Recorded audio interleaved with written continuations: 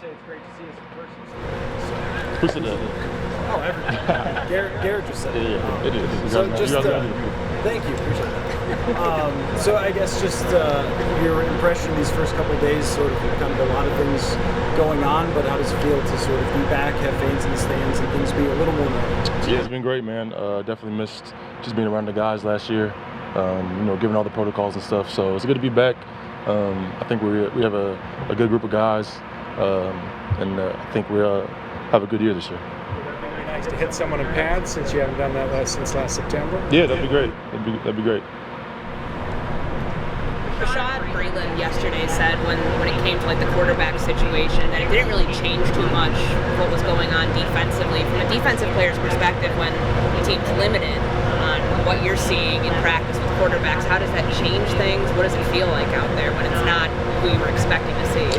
Yeah, I mean, just to echo that, I feel like it's pretty similar for us on defense. We kind of react to what offense does anyway, regardless of who's in the game. Sometimes we're against the ones, sometimes we're against the twos or the threes, so it hasn't really felt all that much different. I think it's really just more so focused on the defensive side, worrying about what we're doing, trying to communicate and build that camaraderie on that side.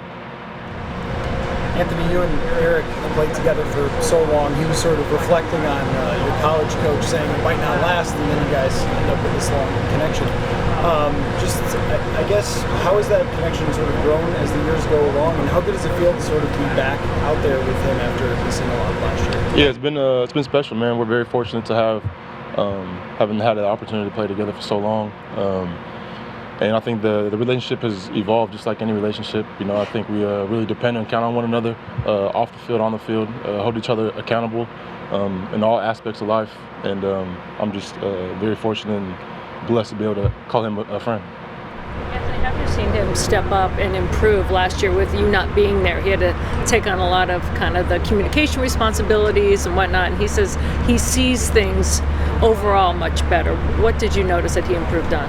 Yeah, I mean, I think he's always had that ability. In college, he was the guy calling the plays, and I think that was kind of what he was used to. So maybe coming and starting the NFL as a younger guy, obviously you have to build that trust within your teammates and your coaching staff to, allow for them to let you have that responsibility. But he's always been more than capable, and I guess it's really just new for maybe the outside world seeing it, more so than us, because I think we all know that he's very capable. Adam Zimmer talked about your green dot responsibilities last week. I mean, I know you've called the defense here for a long time. How do you do it? Like, how to be able to do that and move around and talk and communicate all kind of these things you're doing at the same time? How do you, I guess, either hone that skill? Is it something that you just naturally have? Is that something? I think it's something that you kind of get better at over time as any skill. I think it helps with conditioning, really, because when you're tired trying to relay the plays, it really takes your condition to like another level. You don't really think about it, but it's kind of hard to communicate with guys while you're trying to catch your breath at the same time. And then working with Eric's been good because he's able to kind of set the defense. I call it, and he can set it. So we have a good kind of relationship with that. But it's at first it was difficult. I think I was a rookie when I first had the first responsibility, and guys kind of look at you kind of funny. They don't really think that you should be doing it as a younger guy, but I had to. That was kind of what they told me to do. So I feel very comfortable doing it now. It's something that, like you said, I've done for quite a while. How do you practice it while you're conditioning, like during the off season? Is that something that you're running around just like yelling stuff out? Like, how does that work? No, I've actually never even considered adding that into my conditioning, but maybe that's something I should look to do in the future. Yeah, it's a good idea. Credit me for that. Yeah, thank you.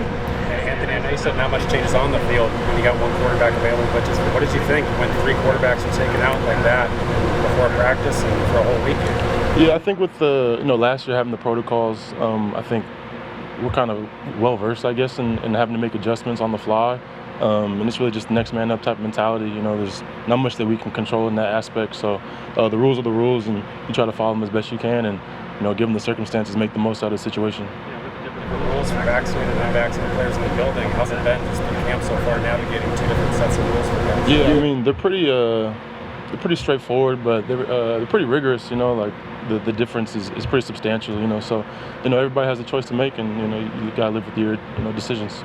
How have you felt about just Mike Zimmer being, I guess, very much pro players getting vaccinations and just some of the things that he said? Yeah, I mean I think it's just he's worried about the team, making sure everybody is available at all times, and I think that's kind of what he's preaching.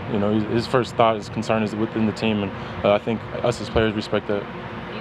Competitive disadvantage for teams that don't have as high number of vaccinations? Is that kind of hit home within this locker room?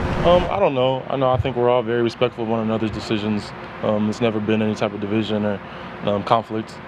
Like I said, it's your choice to make, and you live with the results. Do you think there's any that it's August, this could happen conceivably again in the regular season? Yeah, I mean, I can't really look into the future, but if it happens, it happens. Like, it's kind of like how it's been. We just got to make adjustments and figure out how to deal with it.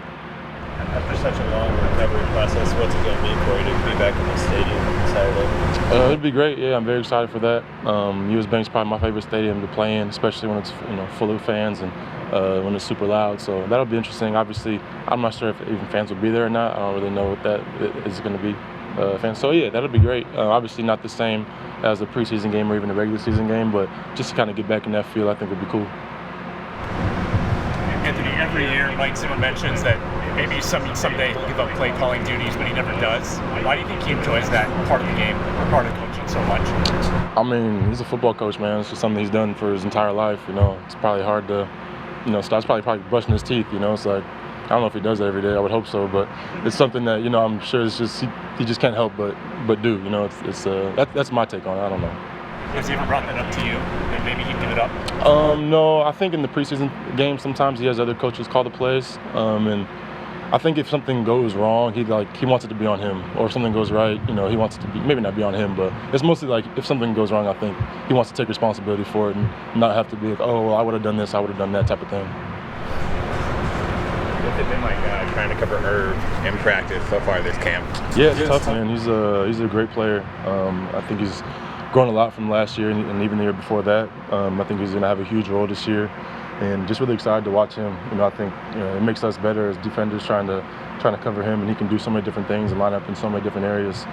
He's a really good guy and a really good player. You haven't had pads on since your injury. You're taking it. Is it kind of nervous? Is it fun? Is it exciting? Does it kind of ramp up your emotions as far as getting the pads back on for you? Yeah, I think all the above. All those feelings are things I feel. It's kind of like the first time all over again. It's kind of like that every year, but especially after a year. I don't know how long it's been, 8, 9 months, 10 months, whatever. It's definitely I'm excited to get back out there and run around and hit somebody and just play the game of football.